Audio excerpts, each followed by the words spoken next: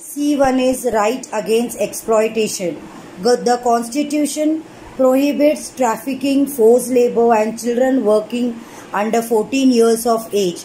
That means in this, the below age of 14, the age of 14 years and below, they are not allowed to work in any place. It is prohibited.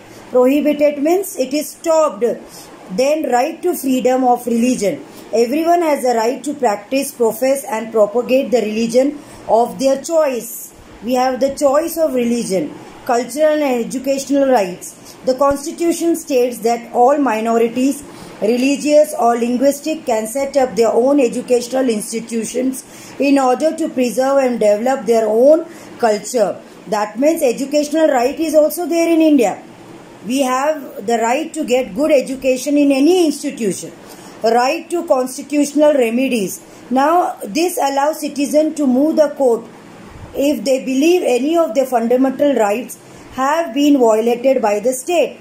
We have the right to move to the court if we feel that some injustice is happening to us. So, we are having the fundamental right to move to the court. Then the fifth point here is secularism. India is a secular state in which it does not officially promote any one religion as the state religion. States are different, but one state is not having one religion. No. One state, many people are there of different religion, different caste. It means every person has a right to practice, profess and propagate the religion of choice. Choice is there for the religion.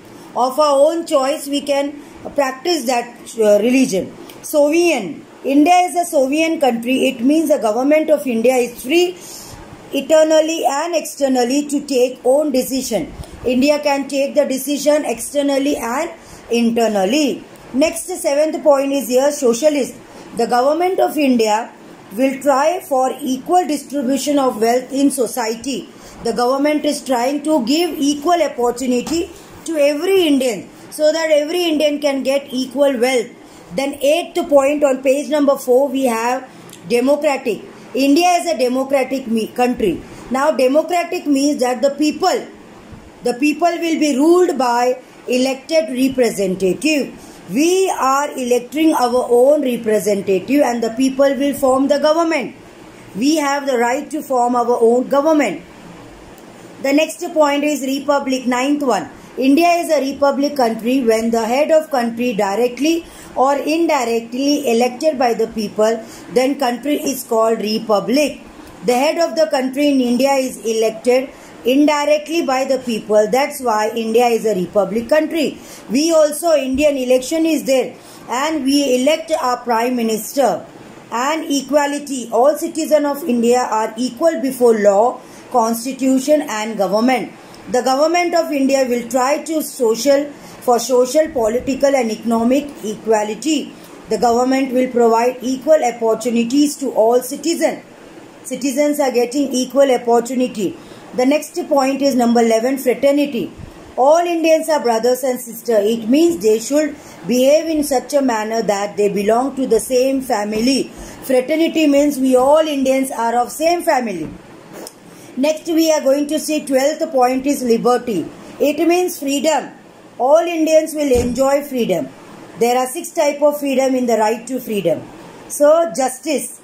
Then Constitution of India ensures justice for all citizens. They will get political, social and economic justice. They will not discriminate on the basis of caste, religion and gender.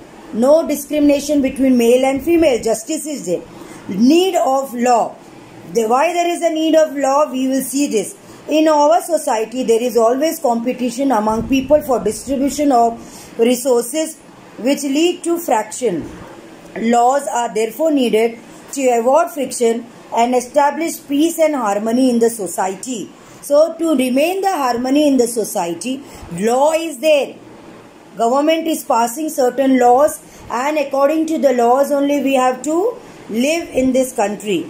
Now first, see, flow chart is given there. Look at the flow chart and you have to make the flow chart in your notebook also. After completing the lessons PDF, then you make your flow chart. First is the society, then we have group of people, then competition among the people, friction, need for laws.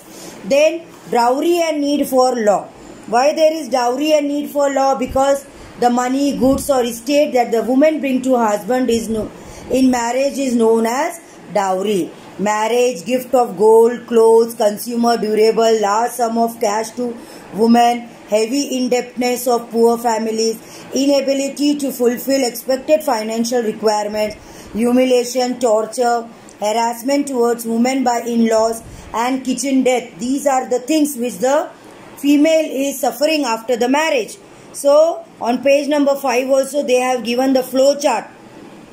Initially, women's group protested individual cases of dowry debt. Before, dowry was there, Dahej Lena, and now it has been stopped. It was in the middle of 1960. Then women's movement and other human rights groups exposed the dowry system in India, and a national campaign demanded that mysterious death to be presumed to be murders until proved otherwise by the police. So dowry is there, the police holds that people and they put them into jail. All this lead to Dowry Prohibition Act of 1961. So laws and dissent. Laws are important for the peaceful society. There is always a spirit of dissent. If some laws go against the interest of people, anything wrong is there, we can go to the court and we can get the justice. Now conclusion of the lesson is the philosophy of the constitution is included in the preamble. Laws are there. Rules of laws is the foundation of the democracy. In democracy we have law and we have to follow certain law. The constitution is written documents according to which a country is governed. Country to run the government we need was certain written likha hua documents, and that is the constitution. Laws are needed for peace and harmony. People always oppose the bad law. Dissent is an important feature of democratic government. These are the points which you have to remember. I hope you understood about the lesson. Make the whatever PDF is given, you write it neatly. Hard words, new words, write the question answers, and after completing your lesson, you make this flow chart.